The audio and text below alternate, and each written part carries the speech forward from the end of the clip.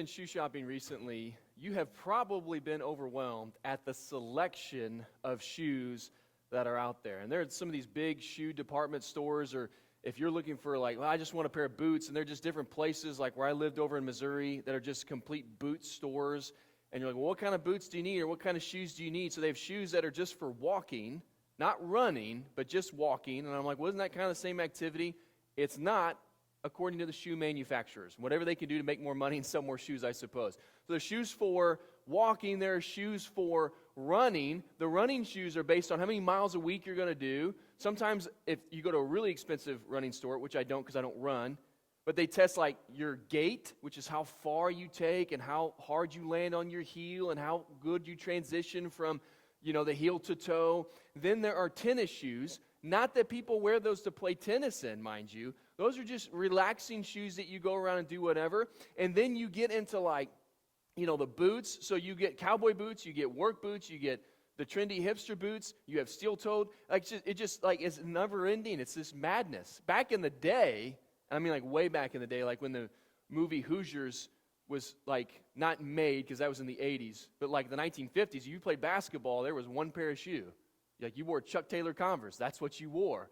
And then it's slowly basketball shoes evolved to low top, mid-range, high top. You had the pump shoes. It's just you look around, and sometimes I wonder, well, what in the world good does this walking shoe do for me compared to this running shoe, compared to this hiking shoe? They're just shoes. In fact, my philosophy in shoe buying has been, and I don't know if it will always be, but I buy a pair of tennis shoes to wear out in public. When they start to look bad, they become workout shoes. And when they start to break down, they become mowing shoes. And I've been on that cycle for the last 25 years or so. And that's just how I roll. I'm not going to buy a pair of shoes that's no, these are just going to be workout shoes. And that's all I'm going to use them for. And I just can't justify that. But here's the thing, is that if you actually, let's say you're a runner, and you run dozens of miles a week, or 30 or 40 or 50 miles a week, you better buy shoes that are not just your typical, hey, I got these on sale on the internet. You better buy actual running shoes. Because whenever you have to be in an environment where shoes matter, then you need to get the shoes that matter. I remember when I was a kid, I was in the first grade over here at Woodlawn Grade School. It was Presidential Fitness Month. Remember the presidential fitness test? You had sit-ups and push-ups and pull-ups, and you had to do them a certain amount, and you had to run a mile, you had to do the shuttle run, the V-set and reach. It was all these different activities, and if you got in a certain standard in all of them, you got the presidential fitness patch. It was a blue patch, and if you messed up a little bit, you got the red patch, and hey, if you gave it the old college try, you got the white, participation patch. I can remember one year we were going to do the mile run, and I showed up, and I only had my cowboy boots on. I forgot to bring my tennis shoes.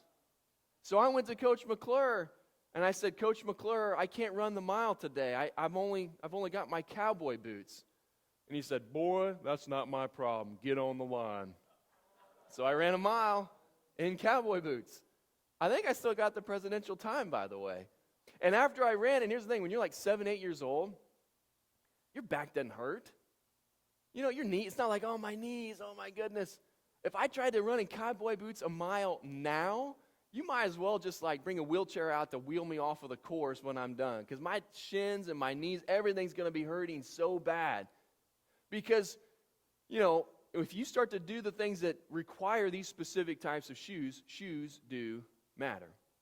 We're going to talk about that a little bit today. We're going to talk about how we prepare our feet in the spiritual life or the spiritual world. Now remember, we're talking about preparing our souls for battle in a series that we're calling This is War.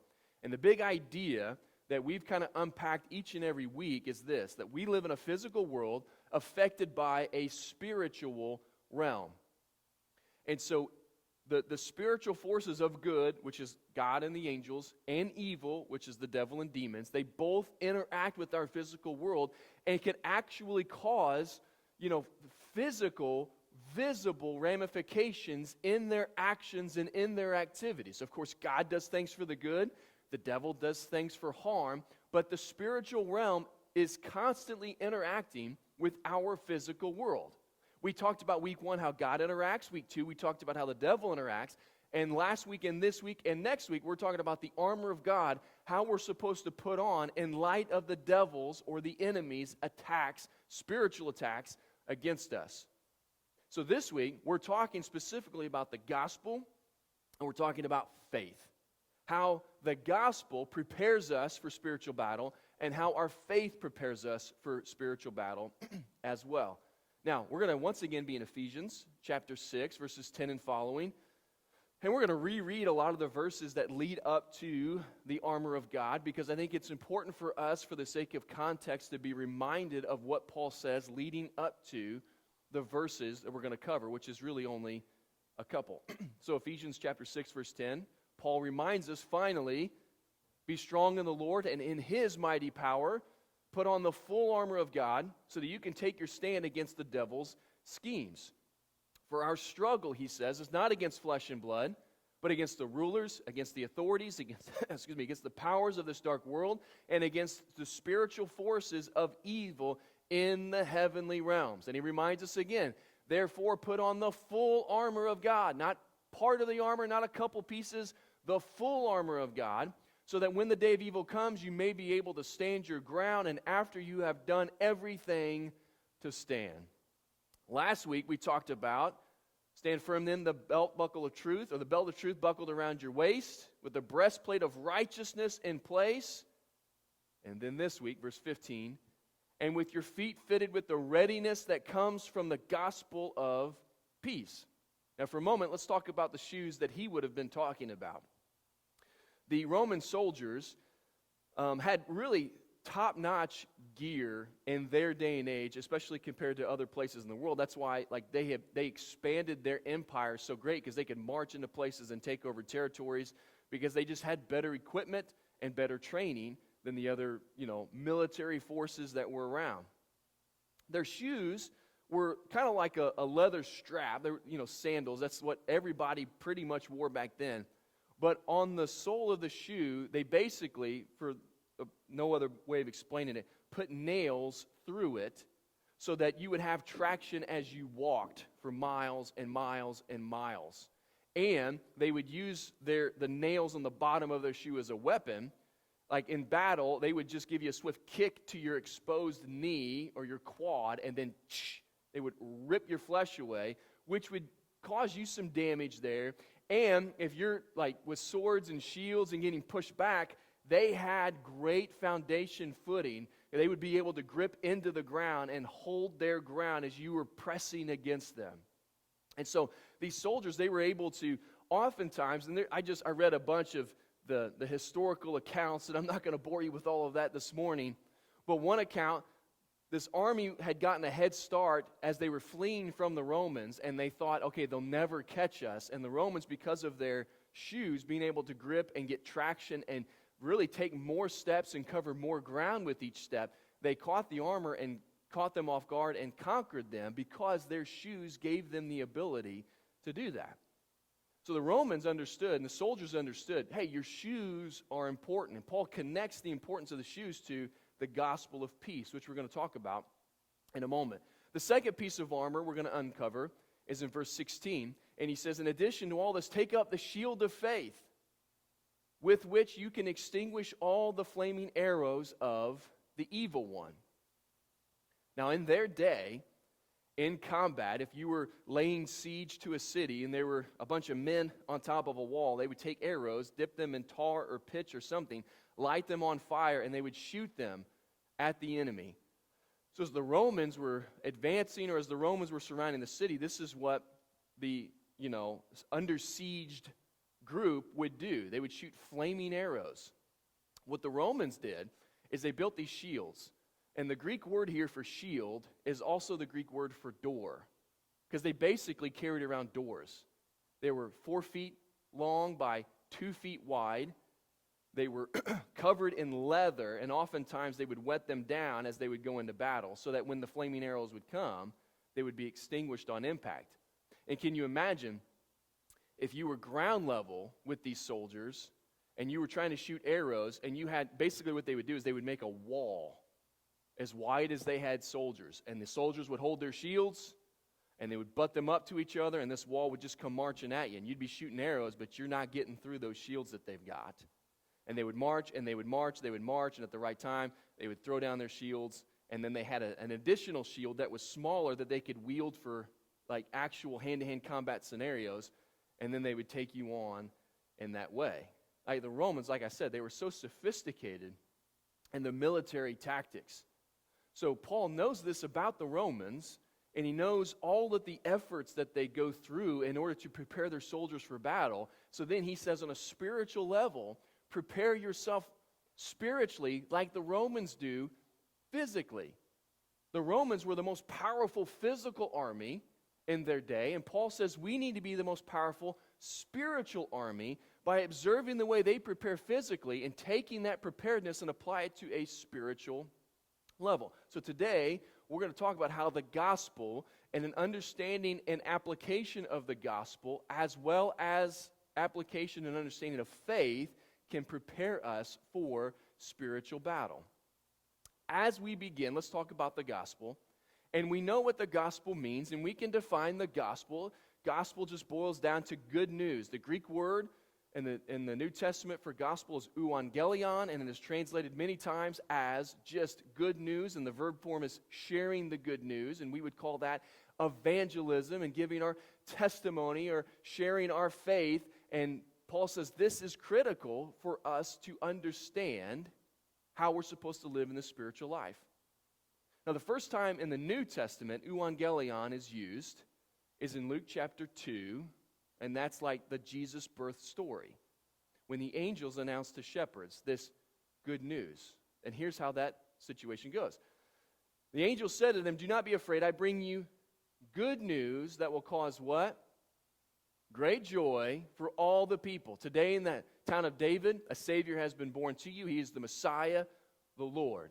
So this gospel message isn't just this reality that God and man are separated and Jesus came to die. The angel said, this is good news that will cause great joy for all the people. For people who are far from God, for people who are trying to find God, and for everybody in between.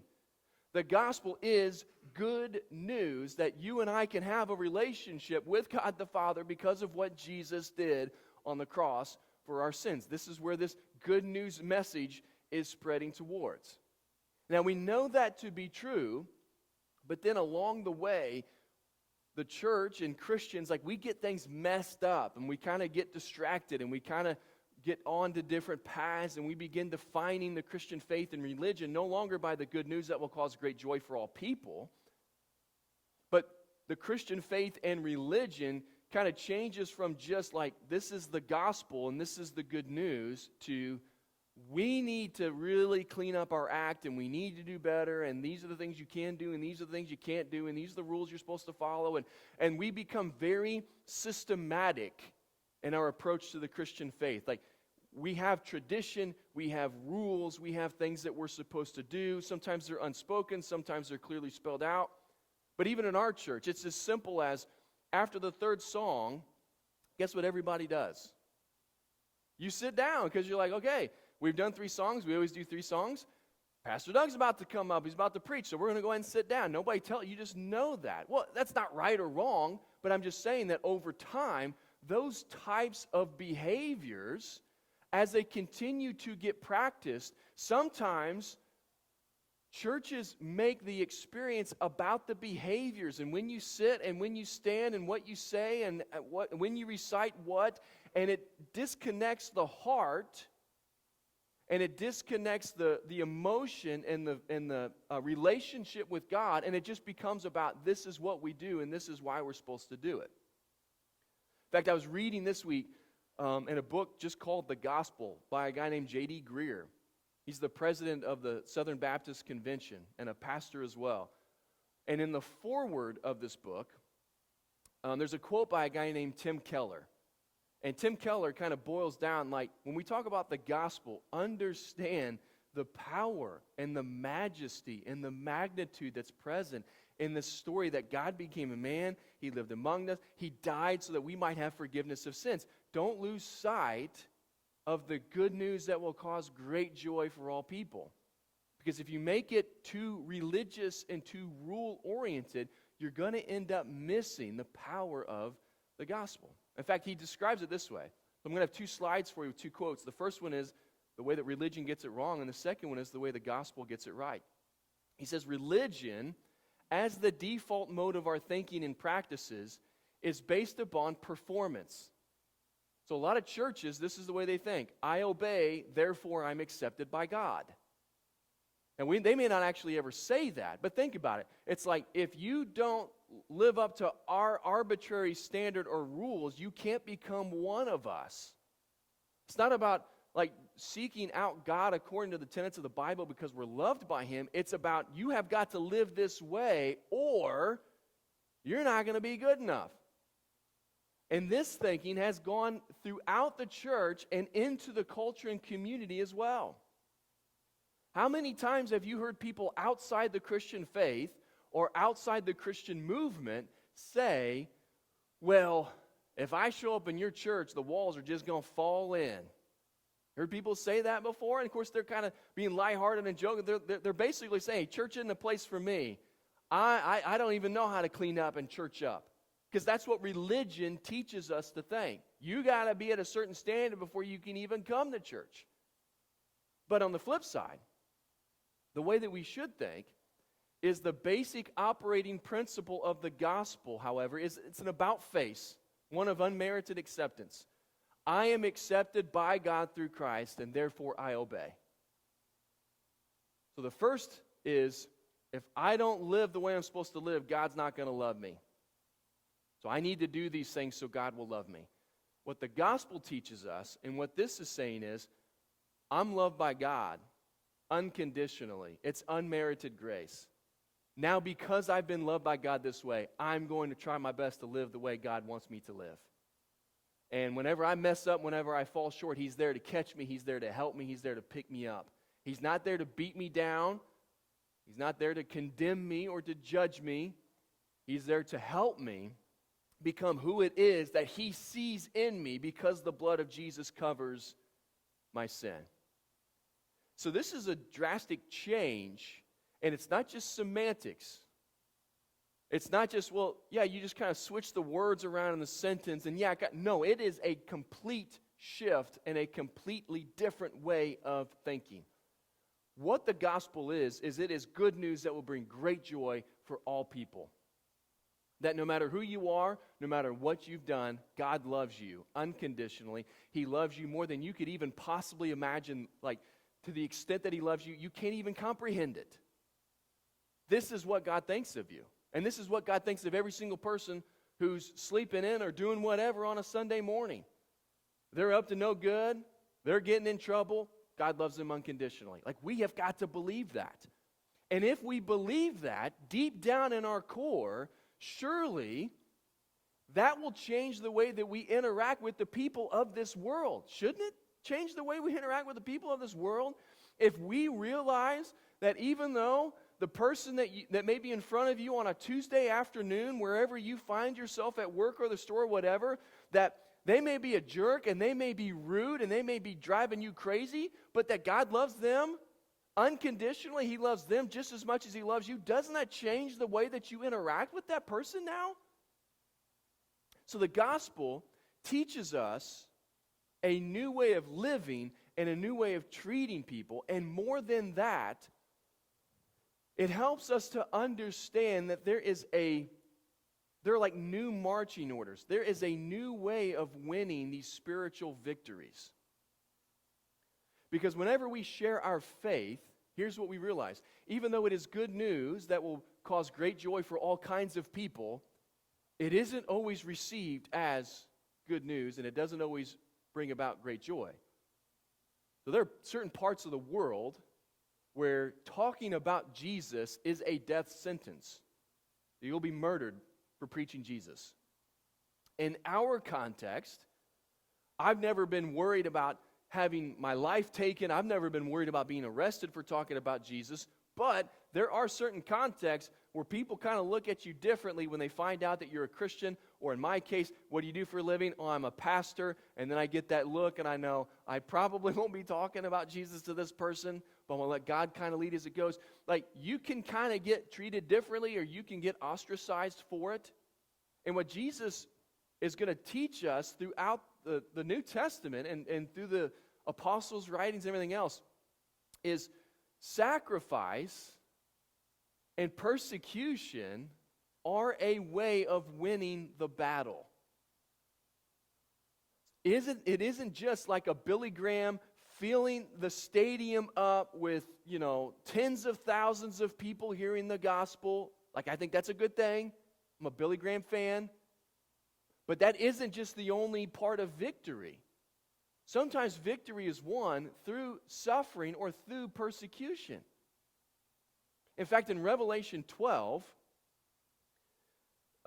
John, who writes it, is shown this vision. He picks up on that. After the death, burial, and resurrection of Jesus, it says that there's victory that is won by the church and the people on earth because of their commitment to their testimony or sharing the gospel. In fact, he says, after the resurrection of Jesus happens, look at what it says.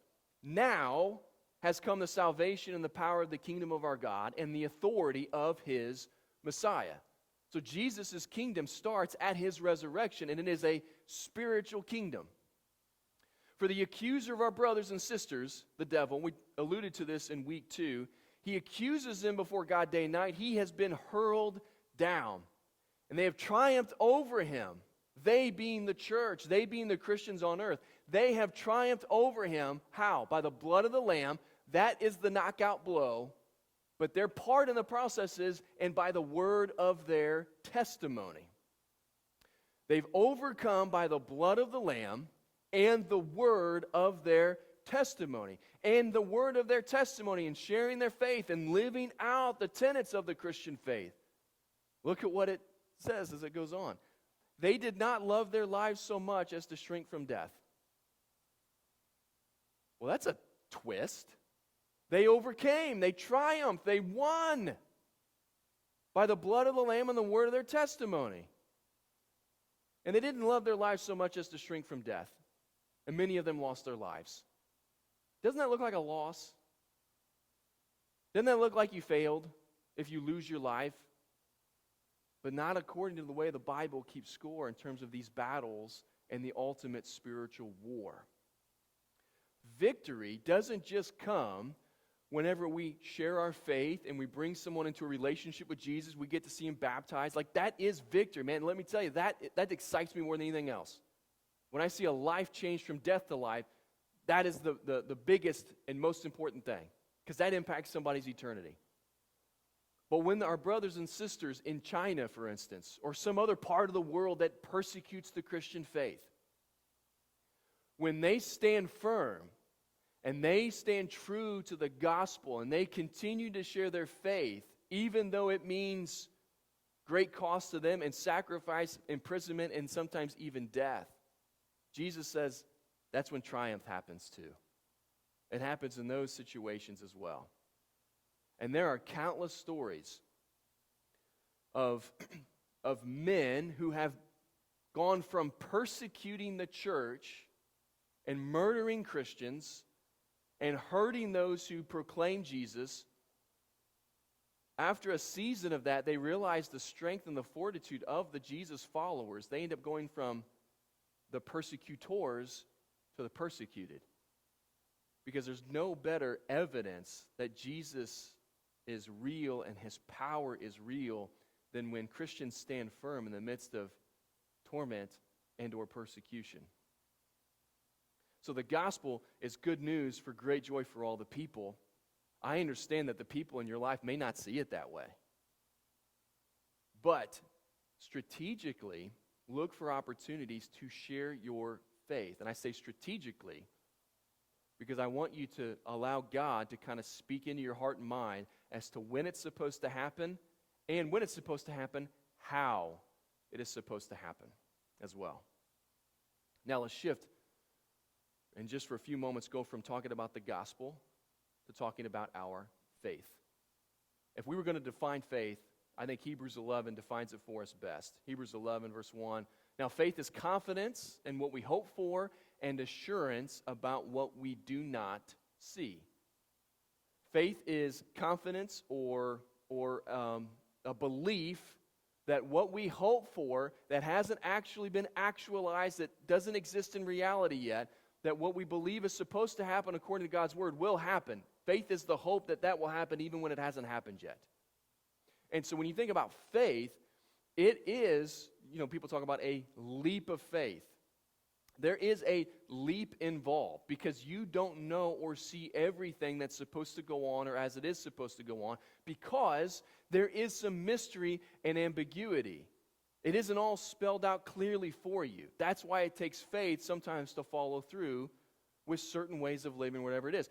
When we think about those who are living in China and preaching the gospel, they have to have faith that even if they're tortured and even if they're murdered, that when they die, they're going to be in God's presence. They have to have faith that what they're doing is even worth it. Because nobody wants to suffer and be persecuted if you can avoid it. They have to have faith and believe and hope that what God says in His Word is actually going to happen for them. And that takes some big, big faith. And you and I, we have to have faith. When we're called to share our testimony, when we're called to share our faith, when we're called to invite people to church, we have to have faith that God is working in that person's heart, in that person's mind. He's working behind the scenes in mysterious, supernatural, spiritual ways, in a way that we can't work. We have to have faith that He's going to do what He promises in those situations as well. So Hebrews 11, then it goes on to talk about all these things that people have done by faith. And you could just read, like, the Old Testament. You just see a lot of really great acts of faith. By faith, Abraham just left everything, left his family, and just went somewhere. Like, where are we going? I don't know. God said to go, so we're going, and when we get there, He'll tell us. Well, that's frustrating. That's worse than a GPS getting the directions wrong, isn't it? We're just going to keep walking until God says stop? Is this going to be a week? Is it going to be, like, how long is this going to be? And Abraham had faith. Abraham had faith even though he was old and didn't have a child. And God said, I'm going to give you a child. And Abraham's like, I believe you, God. And because of his faith, it was credited to him as righteousness. So our faith puts us in a good spot in terms of our relationship with God, both in the Old and New Testament. And our faith allows us to experience a lot of times really cool things that God is doing in our lives, because when you believe God and you follow through with where you feel like God is leading you in your life, really cool things can happen. But on the other side, so Hebrews 11 talks about all these heroes of faith. And then it just kind of goes through, like, and here by faith is something that other people had to go through. And it's not a list that if we were to write our story that we would want to be a part of. We want to be like the Abrahams and the Davids and the Daniels. Hey, he was thrown in the lion's den. Lions didn't eat him. That's the kind of faith story that I want. I want to be thrown into the fiery furnace and not be harmed. That's the faith story that I want. But that isn't all of the faith stories. Because the author of Hebrews goes on, further down in chapter 11, he says this: there were others who were tortured, refusing to be released so that they might gain an even better resurrection. Some faced jeers and flogging and even chains and imprisonment. They were put to death by stoning. They were sawed in two. They were killed by the sword. They went about in sheepskins and goatskins, destitute, persecuted, and mistreated. The world was not worthy of them. So he's trying to get us to understand that, yeah, by faith, God closed the lions' mouths, or He made it to where Shadrach, Meshach, and Abednego didn't get burned up in the fiery furnace, and those are big stories, and their faith led to that. But also, faith and being sure of what we hope for led some to be persecuted, and led some to be tortured, and led some to be murdered for their faith. Like, their faith led them down that path as well. And the author of Hebrews doesn't say, and they got it wrong. He doesn't say they messed up. He says the world was not worthy of them. And he specifically talks about those who are persecuted because of their faith. Because when God says, I'm going to give you a child in your old age like he did with Abram or Abraham, I'm going to give you a child in your old age, there's not a lot of cost that comes with that. Didn't have a lot of skin in the game. He's like, well, God, you created everything, so I believe you can do this. And Abraham's faith, it was credited to him as righteousness. And I'm not trying to dog on Abraham, okay? Like when we all get to heaven at the end of everything, don't go up to Abraham and say, hey, my pastor, man, he's talking trash about you in a sermon one time. You need to go deal with him. Don't do it. I'll be hiding somewhere, okay? I'm not dogging on Abraham. But those who dealt with this, they were put to death by stoning, sawed in two. They were killed by the sword. I mean, my goodness.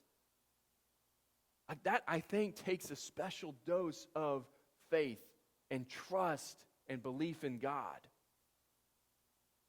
And when we think about spiritual battle,